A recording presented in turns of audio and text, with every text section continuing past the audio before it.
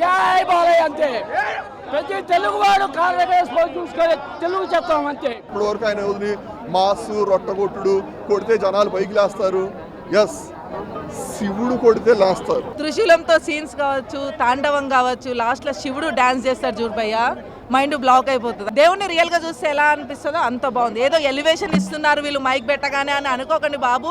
తాండవం నుంచి బయటకు వచ్చానన్నా, నేను తాండవం చేసేనా లేకపోతే నాతో తాండవం చేయించారా, లోపల బాలయ్య బాబు గారు తాండవం చేశారా, బోయపాటి గారు తాండవం చేయించారా, తమనన్న తాండవం చేయించారా, నాకు ఎందుకో బాలయ్య బాబు గారు ఆ అఘోరా గెటప్ లో చాలా అందంగా అలానే చాలా భయంకరంగా కూడా కనిపిస్తున్నారు. నరనరాన దేశభక్తి దైవభక్తి ఉన్నవాళ్లే ఇలాంటి సినిమా తీయగలరు.